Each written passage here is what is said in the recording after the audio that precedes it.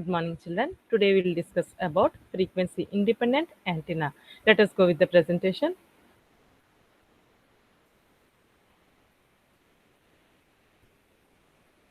Frequency independent antenna. In the name itself, we have the antennas which are independent of frequency. And here, if we consider the electromagnetic spectrum, we have a number of applications of the electromagnetics. And here, by using actually, what is frequency independent antenna? So, if we consider a very simple, small, lightweight, and economical, and which is operating over the entire frequency band, which these are the properties for the frequency independent antennas.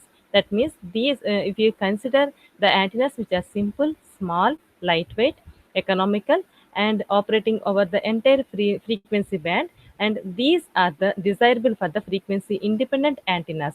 And these frequency independent antennas we can use in 10 to 10,000 megahertz region for the practical applications. If we consider television or point to point communications, and feeds for the reflectors and lenses. And these are the applications and which we can use these frequency independent antennas in between 10 to 10,000 megahertz. And here, if you consider the antennas, and here the antenna, if you consider the antenna scale model measurements, if the shape of the antenna is specified completely by angles, that means if you design the antenna completely by the angles, then its performance would be independent of frequency. Whenever we are designing the antenna completely by angles, the performance of these antennas which are made by the completely angles, these would be independent of the frequency. The performance would be independent of the frequency. So to have such practical infinite structures, the current on the structure should be decreased with the distance away from the input terminals. That means if you consider the current which are on the structures as the distance away from the main point, that means the current on the structure should decrease with the distance away from the input terminals.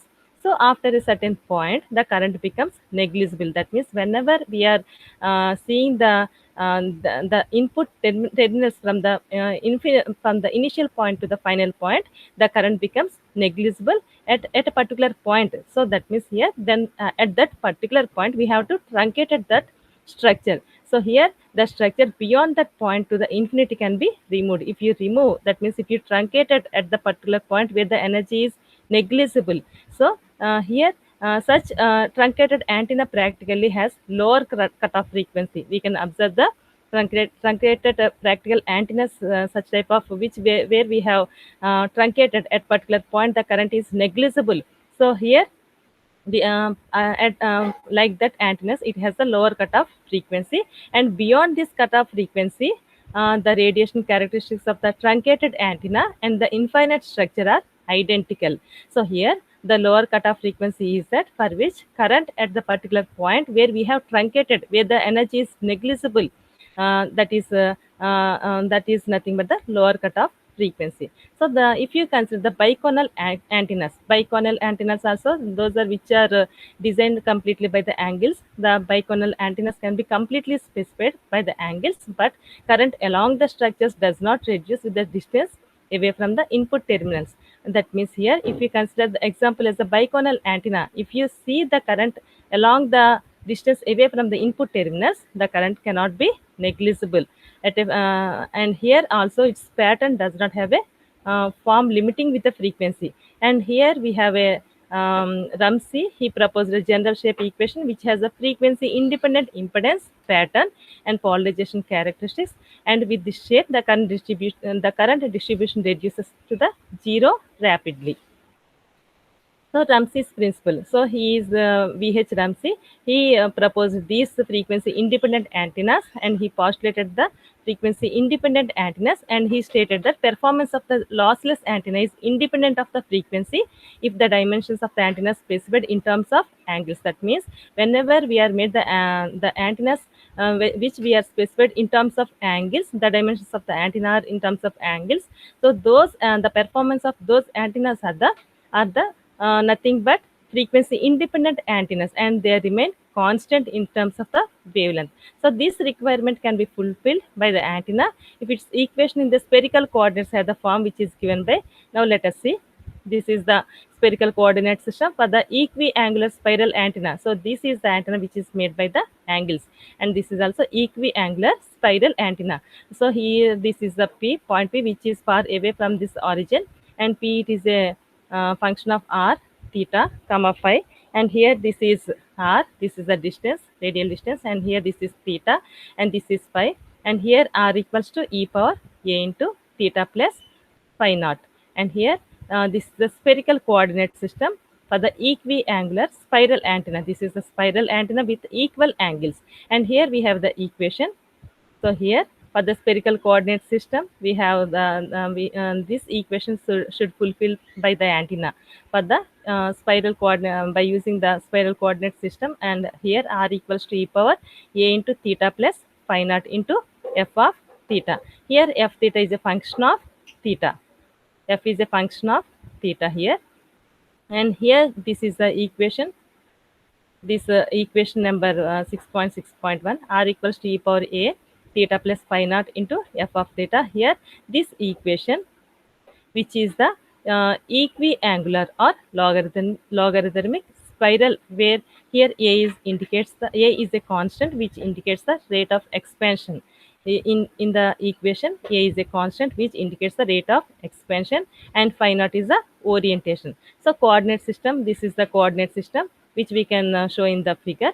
Now let us consider the antenna which has both the terminals infinitely. Here let us consider the antenna which has both the terminals infinitely, and here close to the origin, if you observe close to the origin of the spherical coordinate system, and each is disposed, that means the terminals of the antenna is disposed along theta equals to 0 and theta equals to phi axis symmetrically.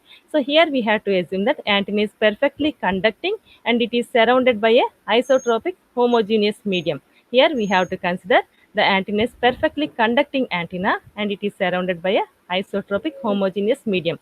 Let the antenna surface is defined by r equals to f of theta comma phi, where r is the distance along the surface or edge. So here r is the distance along the surface or edge. So if the antenna is to be scaled to a frequency k times lower than the original frequency, that means here while we are preparing the antenna, if the antenna is to be scaled with a particular frequency, that means k times lower than the original frequency, that means here then we have to maintain the same electrical dimensions. The physical surface of the antenna should be made k times greater than. That means frequency of k times, if we scale the antenna with a frequency, that means k times lower than the original frequency, when we are making the antenna, we have to maintain the same electrical dimensions. That means physical surface of the antenna should be made by k times greater than. Then new surface can be defined by, so r dash equals to k f theta comma phi. Here k is a constant independent of theta and phi. So the two surfaces are similar. So the antenna which are made the two surfaces are similar and congruent only if both are infinite. So the congruence can be proved only through the rotation in phi. So as both the surfaces have the terminals at origin, translation is not allowed. Why translation is not allowed?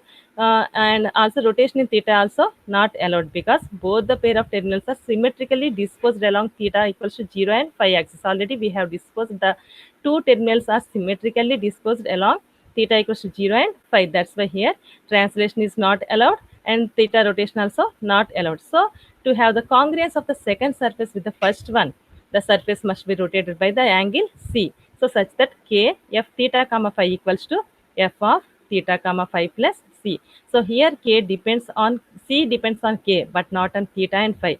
Here C the rotated by an angle C, and here C depends on k but not on theta and phi. So this equation which represents that original antennas behaves electrically same at both the frequencies, but rotation pattern will be rotated azimuthally through the angle C. So for unrestricted value of k, that means k less than or equals to infinity or greater than or equals to 0, k lies between 0 or infinity, the pattern will rotate by angle C in phi. So with the frequency, but the shape will remain same. We cannot observe any change in the shape. Thus, the pattern and impedance will be frequency independent. So if k lies between theta and 0, differentiating equation number 4. So if you differentiate this equation number 4, when k lies between 0 and infinity, with respect to, so differentiation with respect to c, we'll obtain d by dc k f theta comma phi equals to d by dc f theta comma phi plus c. So dk by, so we can by writing this one, dk by dc f theta comma phi equals to dou by dou phi plus c f of theta comma phi plus c. So again, now differentiating this equation number 4 with respect to phi. Already we have differentiating with respect to c. We have obtained this equation number 5. If you differentiating equation number 4 with respect to phi, we will obtain dou by dou phi k f theta comma phi equals to dou by dou phi f theta comma phi plus c. So by writing k dou f theta comma phi by dou phi equals to dou by dou theta phi plus c into f theta comma phi plus c. So equating equation numbers 5 and 6. That means by after differentiating with respect to t, with respect to c, and with respect to phi, we'll obtain these equation number 5 and 6. So by equation, so here RHS is same for these equation number 5 and 6. So by equating equation number 5 and 6, we'll obtain LHSR. We can equal the LHS here, dk by dc f theta comma phi equals to k dou f into theta comma phi by dou phi. So from equation number 2, which we have f theta comma phi equals to r. So by replacing f theta comma phi with r in this equation, so we'll obtain dk by dc. Here f theta comma phi equals to r, so we are replacing this f theta comma phi with r. So dk by dc r equals to k dou r by dou phi. So by cross multiplication, we'll obtain 1 by k dk by dc equals to 1 by r dou r by dou phi. So LHS of equation number 7, if you consider this equation LHS 1 by k dk by dc, if we consider here, we cannot observe any theta and phi components. So we cannot find any theta or phi. That means here LHS of equation 7 is independent of theta and phi. So general solution for surface r equals to f theta comma phi is given by r equals to f theta comma phi equals to e power a phi into f theta, or a equals to 1 by k dk by dc. Here a equals to 1 by k dk, 1 by k into dk by dc. Here f of theta, it is an arbitrary function. So above equation is equation number 8 is called Ramsey's principle or general shape equation for frequency independent antennas. So this is about frequency independent antennas.